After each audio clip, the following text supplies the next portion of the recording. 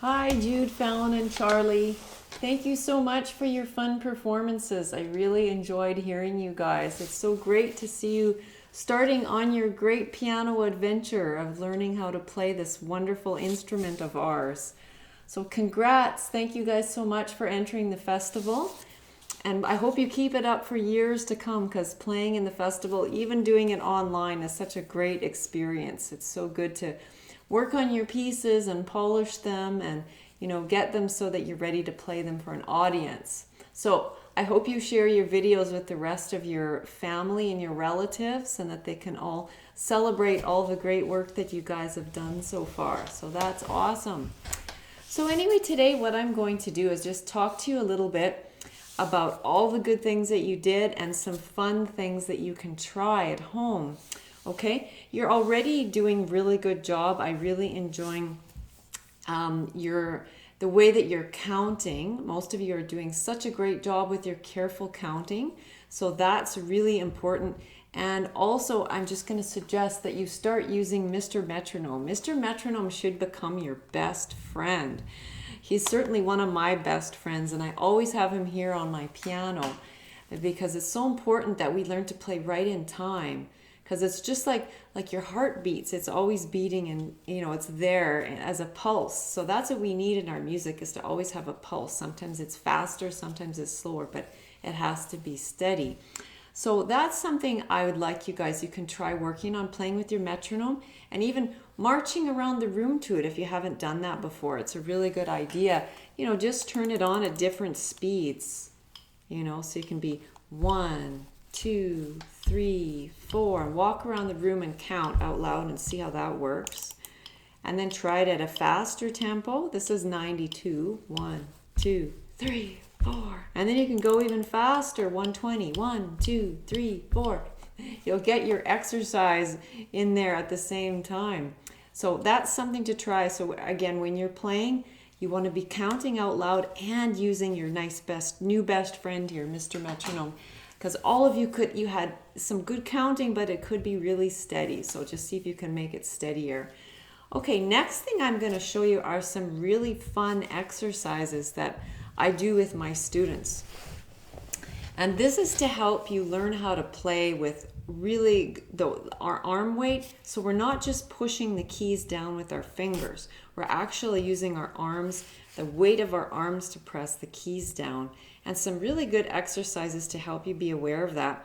The first one I'm going to show you is zombies. So if you can have your arms out here like this and then just let them fall, okay? So it's like a zombie, you know how they're out there, and then your arms are here stiff, and then you just let them fall on your lap. Don't sort of let them fall, push them down, but they just should be hanging here and then fall. This is a good exercise to warm up before you start playing too. And it makes your arms, you can already feel after I have my students do it 5 times. So you've done that 5 times and they're already nice and relaxed. The next exercise I'm going to show you are called splats. So what you do is you have this hand is going to be like a straight little board here. And it's going to go right behind your elbow. And then you want this to be in a straight line. You don't want it sort of hanging down here. You want this in a straight line. And you're just going to move it around. Now what this does is it warms up your shoulder. So we don't have stiff shoulders when we go to play. And then you lift it up and you let it fall down. So you want to have a nice loose arm here to play. So you can do that. Have my students do that 3 times. And then you do the other side as well. You move it back and forth, and then you drop it. Okay, so you try that together with me, okay? You do that at the same time. You have this hand again like a board, just right in front of your elbow, and then be moving that around. Okay, now the next thing you're going to do is go to play. So I want you to find a highlighter, okay, or some kind of a thick marker, a little bit thicker than a pencil. So when you go to play, one of the trickiest things, now most of you guys are doing really well. You have nice fingers, nice hand positions already. But one tip all 3 of you can work on is Mr. Fifth Finger. Because I know with everybody, he likes to play kind of flat. And people are always saying, curve your 5th finger. Well, that's part of it, but you want your 5th finger to be able to have all the weight from your arm going down it. So if you can have your highlighter underneath your hand. I'm going to sit this way. So you can see how my hand is like this, right?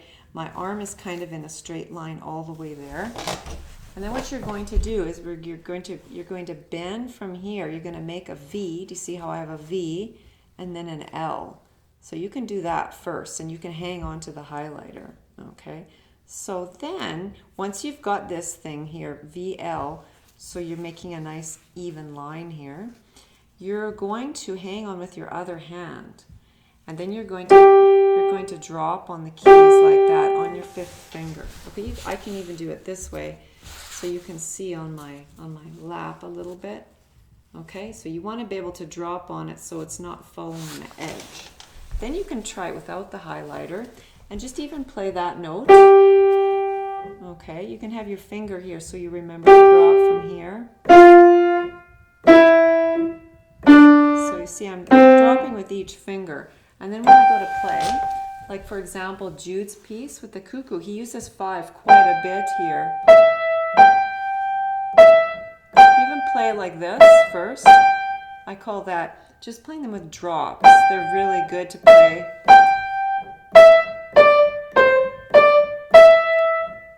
Because that's easier to get that fifth finger to stay on its tip than when it's legato. And then once you've got that, then you can start playing.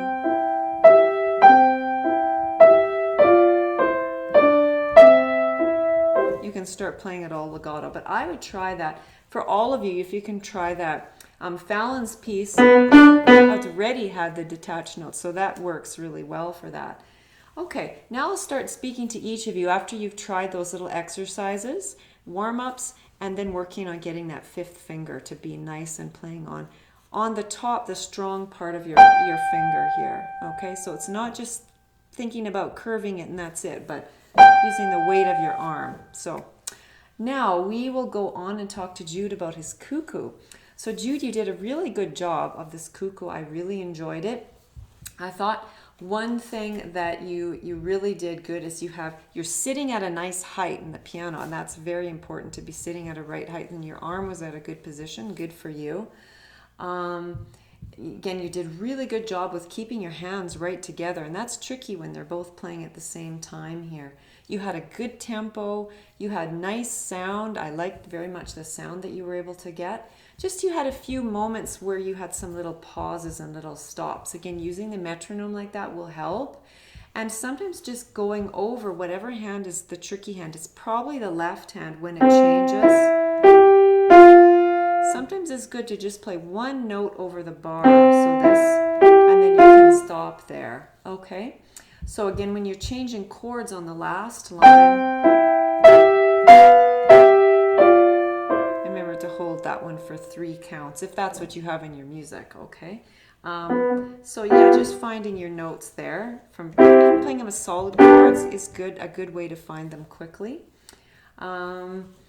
I think those were kind of the main things. I thought you did a really nice job of this. It was good and it was memorized. That was really good to see. Good for you. Okay, then we will move on to Falyn's performance. Okay, now Falyn, I just have your music here on my surface here. Okay, and you played the 5'2". This was a lot of fun. I really liked your rhythm, and you have a really nice, confident way of playing. It was very good. And you did that again. Your piece will work really well to do these kind of drops here, which you're playing again with your whole arm. It's really important that we learn how to play that way right at the beginning. You have a nice strong tone. I liked it. I thought maybe you could add in some more dynamics now that you know this. Okay, I would have really liked to have heard some louds and softs now. So start.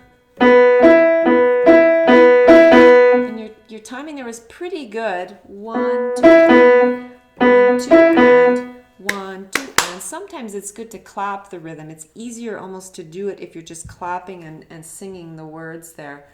Feet could do. And just repeat that a few times, clapping it, and then do it. Because sometimes that's easier than trying to coordinate getting the right notes and everything else. I thought you could maybe start softer and crescendo there.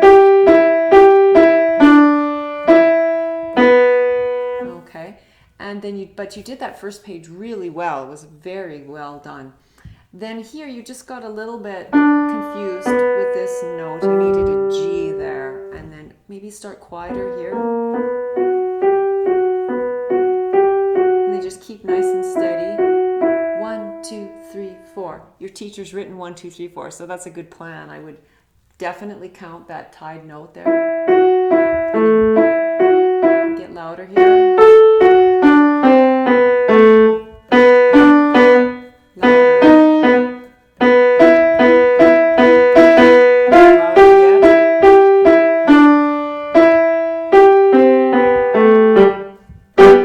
Was really good. I enjoyed how you jumped off. So good for you, Falyn. Lots of good things happening in your playing. You can just, again, watch that fifth finger that I was talking to you about. See if you can make that play on your tip of your top of your finger there. Okay, very good. Now I'll just find the next piece here, which is Charley playing the Summer Afternoon. Okay, Charley, really good job. You were very patient. You had a nice steady, like it says gently, a nice slower tempo there. And you counted really carefully for the most part. There were just a few little spots on the second page where it wasn't quite in time. But it was very good. I liked it a lot. I thought you really created a nice picture of the summer afternoon. So maybe you could start just a little quieter here, so that you can get louder.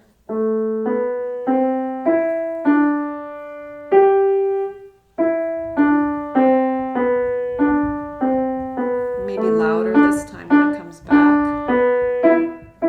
And then there's a crescendo here. And your teacher wrote in MF there. That was a good idea.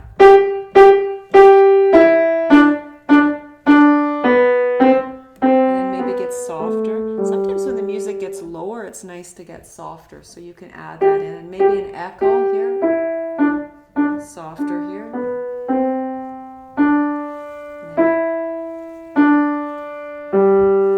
and then here I really liked how carefully you put these down. Good for you. And you can even be listening that does each one get softer than the last one.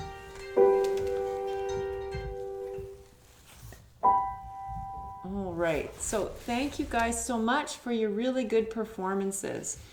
And please keep on playing the piano and have your mom read over your sheets, or you can read over them because I suggested some other fun pieces for you to try next. All right.